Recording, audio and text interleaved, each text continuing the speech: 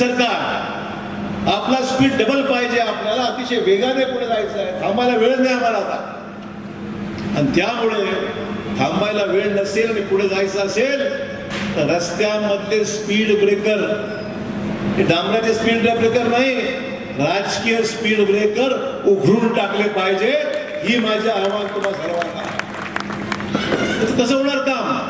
आम्ही करायचं ते थांबवायचं, ते थांबवायचं, मग आम्ही मागे लागायचं, कोर्ट कचेरी, अमुक तमुक. उपयोग काय त्या गोष्टीचा? आम्ही तत्वाने चालणारी माणसं आहोत, विचाराने काम करणारी माणसं आहोत, वेगाने काम करायची इच्छा आहे.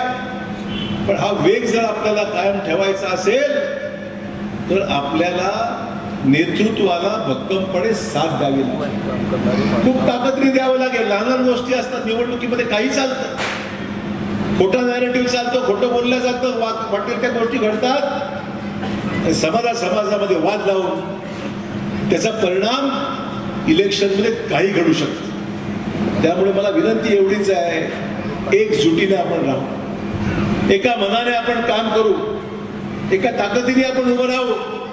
आणि विकासाच्या आड कोणी येत असेल तर त्या विकासाच्या आड तुम्हाला त्या व्यक्तीला बाजू काढून, ते चांगलं दिसतंय ना, चांगलं चाललंय ना, डोळ्यासमोर आहे ना, गॅरंटी आहे ना, अजून काय पाहिजे? अजून काय पाहिजे मला सांगा तुम्ही. आम्हाला एक ताकद, तुमचं पाठबळ जर मिळालं, आमची स्पीड वाढते कामाची. आज या वॉर्डामध्ये येत असताना स्वामींना मी सांगत होतो, पण स्वामी मला जर नगरसेवक व्हायची वेळ आली असती, सुरुवात आता नाही, आता काही संपला विषय, तर मी या वॉर्डात उभं राहिलो असतो.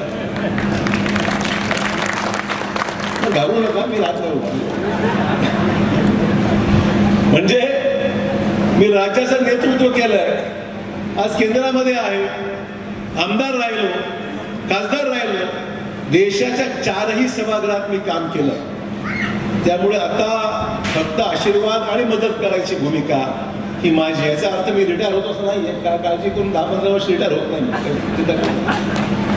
विरोधकांना आनंद वाटेल, साहेब चालले, बरं आहे, जाऊ द्या.